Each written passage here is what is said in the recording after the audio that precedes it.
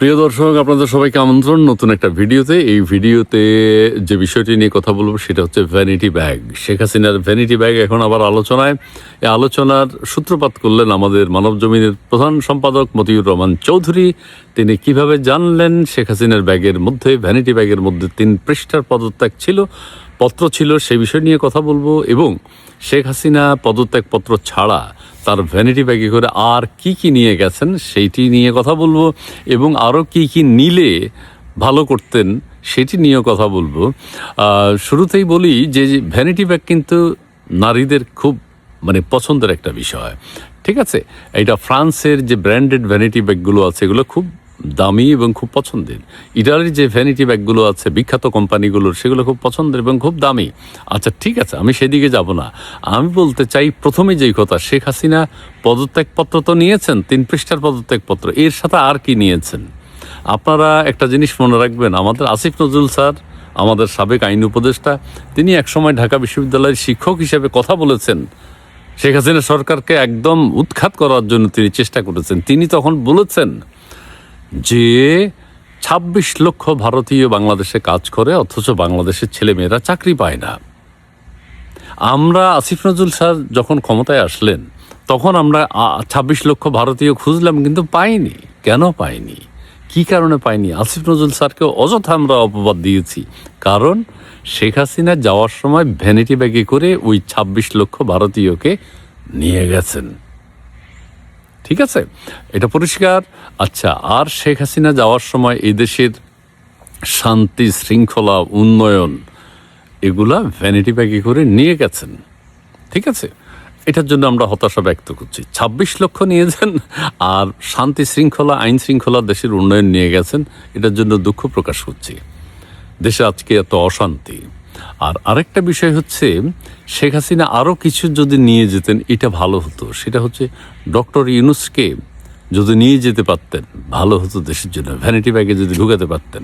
আরেকটা এইভাবে বলি, ডক্টর ইউনূস সাহেবকে যদি আগেই শেখ হাসিনা যখন ক্ষমতায় ছিলেন তখন যদি ভ্যানিটি ব্যাগে ঢুকিয়ে ফেলতেন, জেলে ঢুকিয়ে ফেলতেন, দেশের এত ম্যাসাকার, এত অশান্তি হতো না। এই ডক্টর ইউনূসের সারা জীবনটা হলো প্রতারণা, বাটপারি, ছিটারি।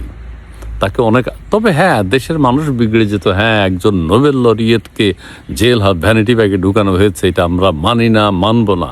কিন্তু এখন দেশের মানুষের কাছে এটা প্রমাণিত যে একজন চিটার, বাটপার, বাংলাদেশের অ্যাপেস্টিন খ্যাত ডক্টর মোহাম্মদ ইউনূসের সারা জীবনটাই ষড়যন্ত্রের, ঠিক আছে। আচ্ছা, আরেকটা কথা বলি, ওয়াকারুজ্জামানকেও যদি তিনি, ওয়াকারুজ্জামানকে সেনাপ্রধান বানানো ঠিক হয়নি, তাকে যদি আগেই তিনি সেনাবাহিনীতে, যাক, ওয়াকারুজ্জামানের বিষয়ে আমি এখন আর যাবো না, সেটা বলতে চাই না। এখন বলতে চাই মতিউর রহমান চৌধুরী সাহেব কীভাবে এই বোমা ফাটালেন। শেখ হাসিনা দেশের ওই উত্তপ্ত পরিস্থিতিতে 3 পাতার পদত্যাগপত্র হাতে লিখেছেন, কম্পোজ করা হয়নি। এটা কি বিশ্বাস করা যায়? এক। আরেকটা হচ্ছে, এই 3 পাতার পদত্যাগপত্রে কি লেখা আছে মতিউর রহমান সাহেব সেগুলো বলেননি। তিনি বলেছেন কি, শেষের দিকে বলেছেন যে এই কারণে আমি পদত্যাগ করলাম। ওই শেষের প্যারাটা তিনি কিভাবে পড়লেন? কে ওনাকে বলেছে যে শেখ হাসিনা শেষে এই কথাগুলো বলেছে? তাহলে আগেরগুলো কি লেখা ছিল? এই যে বোমা ফাটালেন, তিনি একজন বিশিষ্ট সাংবাদিক। আমি জানি না, এটার একটা পজিটিভ দিকও আছে, সেটা বলবো, এই স্বীকারোক্তির। কিন্তু এটা তো এক ধরনের, উনি যদি সোর্সটা বলতেন যে আমি এর মাধ্যমে জানতে পেরেছি যে শেখ হাসিনার পদত্যাগপত্র। তিনি আরও যেটা বলেছেন, শেখ হাসিনা গাড়িতে উঠে গেছেন, উঠে যাওয়ার পর তিনি একজন সেনা কর্মকর্তাকে বললেন যে আমার ভ্যানিটি ব্যাগটা রেখে আসছি, ওইটা একটু নিয়ে আসো। এখন মতিউর রহমান সাহেবের কথা শুনে তো মনে হচ্ছে ওই ব্রিগেডিয়ার শেখ হাসিনার ভ্যানিটি ব্যাগ খুলেছেন, যদিও কোনো নারীর ভ্যানিটি ব্যাগ খোলা উচিত নয়, খুলে পড়েছেন এবং দেখেছেন 3 পৃষ্ঠার পদত্যাগপত্র। শেষের প্যারাটা তিনি পড়েছেন, সামনেরগুলো আর পড়েননি। এবং সেটা পড়ে মতিউর রহমান সাহেবকে তিনি বলেছেন। মতিউর রহমান সাহেব এমনভাবে বলেছেন, তিনি ওই পডকাস্টে এই কথাটা এখন কেন বললেন? এতদিন কেন তিনি এই কথাটা চাপা রেখেছেন? এটা তো খুব গুরুত্বপূর্ণ কথা, যে শেখ হাসিনা পদত্যাগপত্র লিখেছিলেন 3 পাতার, সেটা কম্পোজ করা হয়নি, সেটা তিনি জানেন।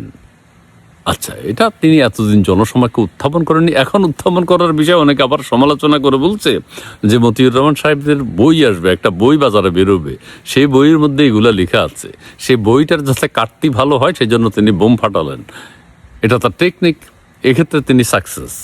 এর আগে একবার বলেছেন রাষ্ট্রপতির সাথে দেখা করে শেখ হাসিনার কোনো পদত্যাগপত্র নাই, ঠিক আছে, এখন আবার বলছেন পদত্যাগপত্র লিখে নিয়ে গেছেন, আরেকটা বোম ফাটালেন।